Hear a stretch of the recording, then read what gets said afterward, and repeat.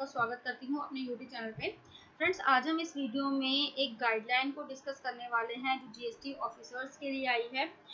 Friends, आपने सुना होगा कि बहुत सारे एसएससी के पास सेक्शन 70 ऑफ सीजीएसटी एक्ट में समन जारी किए जा रहे हैं, जिससे कि एसएससी परेशान हो जाता है और वो अपना बिजनेस को रन नहीं कर पाता है। अननेसेसरी हरासमेंट हो रही है उन लोगों को, तो इसीलिए सीबीआईसी ने एक गाइडलाइन जारी करी है issuance of summon under section 70 के रिगार्डिंग। तो वही डिटेल में देखने वाले हैं। फ्रेंड्स, इसको जानने से पहले अगर आपने मेरे चैनल को सब्सक्राइब नहीं किया है तो प्लीज सब्सक्राइब कीजिए, साथ ही बने बेल आइकन पर प्रेस कीजिए ताकि आपको मेरी नोटिफिकेशन टाइम से मिल सके और आप जीएसटी में अपडेट रह सकें। अब जो है सेक्शन 70 में कहा गया है कि अगर सबसे पहले तो सेक्शन 70 में जो समन इशू करता है वो प्रॉपर ऑफिसर किसी भी पर्सन को इशू कर सकता है। सेक्शन 70 सेक्शन 1 के अकॉर्डिंग देखते हैं सेक्शन 70 में क्या कहा गया है। As per section 70 subsection 1 of CGST act, summon can be issued by proper officer to any person. Any person का मीन्स क्या है कि वो पर्सन जीएसटी में रजिस्टर्ड हो भी सकता है और जीएसटी में अनरजिस्टर्ड भी हो सकता है। किसी भी पर्सन को एज पर सेक्शन 70 समन जारी कर सकता है प्रॉपर ऑफिसर, और उनसे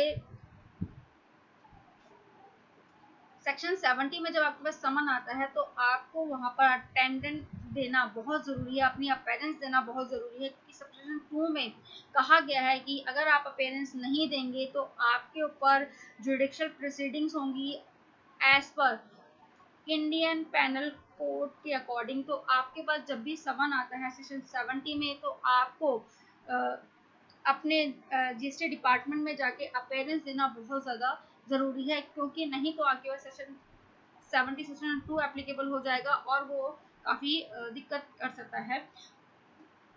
तो फ्रेंड्स, इसमें हमने देखा सेक्शन 70 सेक्शन 1 में कहता है अगर प्रॉपर ऑफिसर किसी पर्सन को समन जारी करता है तो उसकी अटेंडेंस बहुत ज़्यादा नेसेसरी है। लैंग्वेज में आपको पढ़ के बताती हूँ। As per section 70 section 1 of CGST act, summon can be issued by proper officer to any person whose attendance is considered necessary either for giving evidence or proceeding a document or any other thing in inquiry in such manner। ठीक है, subsection 2 हमें कहता है अगर आप appearance नहीं देते हैं तो आपके ऊपर जुडिशियल प्रोसीडिंग होगी as per section 193 and section 228 of Indian penal code के अकॉर्डिंग। तो आपको जो है समन आता है तो आपको अपीयरेंस देना जरूरी है। अब जो है समन कौन इशू कर सकता है, यहाँ पर गाइडलाइन में बताया गया है power of issue summon are generally exercised by superintendents, though higher officer may be issued summon. Summon by superintendent should be issued after obtaining prior written permission from an officer not below the rank of deputy assistant commissioner, with the reason for issuing the summon to be recording in written। यानी कि जब भी कोई superintendent कोई समन जारी करता है तो उसकी को परमिशन लेनी होगी। परमिशन देने के लिए कौन से ऑफिसर होंगे? Not below the rank of deputy and assistant commissioner.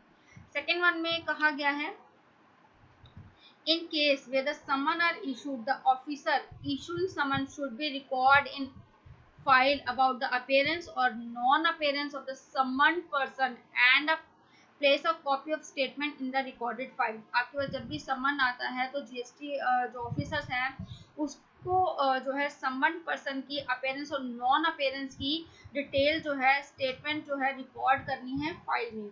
Third one कहता है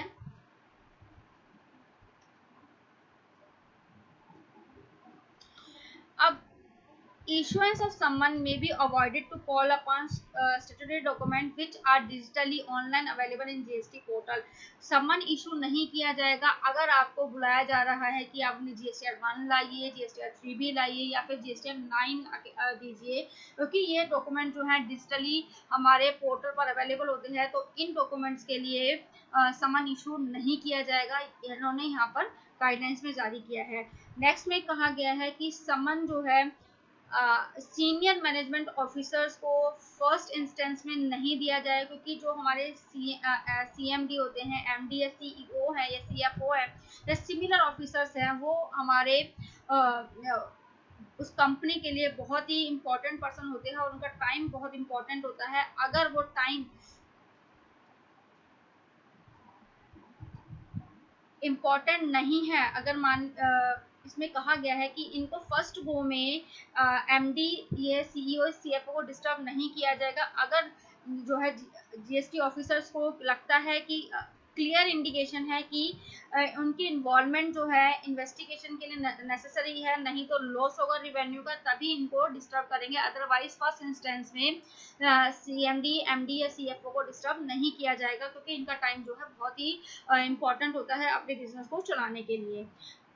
नेक्स्ट में इनको कहा गया है कि जो भी CBIC से कोई भी समन जारी किया जाता है तो उस पे दिन नंबर मैंडेटरी है, क्योंकि जो एज पर सर्कुलर 122/41 2019 के अकॉर्डिंग। लास्ट में कहा गया है the summoning officer must be present at a time at a date for which summons is issued, यानी किसी पर्सन को आपने समन इशू किया है तो समनिंग ऑफिसर का वहां पर होना जरूरी है। अगर वो किसी रीजन से अवेलेबल नहीं हो पाता है तो उनको रिटर्न में, एडवांस में, ओरली इन्फॉर्म करना होगा समन पर्सन को। और यहाँ पर एग्जाम्पशंस दी गई है स्पेशली वोमेन को, अगर किसी वोमेन के नाम से GST रजिस्टर्ड है तो उनके लिए लेडी ऑफिसर का होना दैट टाइम जरूरी है एज पर सेक्शन 132-133 CPA के अकॉर्डिंग। लास्ट वन में कहा गया है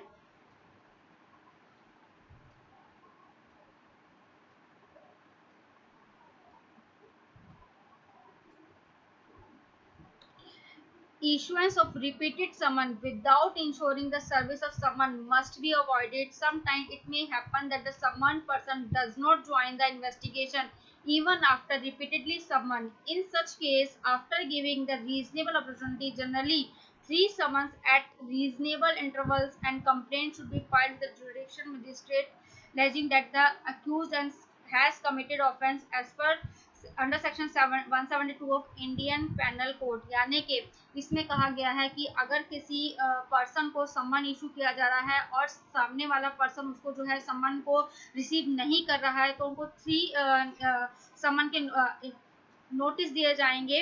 अगर उसके बाद भी वो प्रेजेंट नहीं होता है तो उनके अगेंस्ट जो है इंडियन पैनल कोड के तहत सेक्शन 172 में अरेस्ट के प्रोविजंस भी हैं।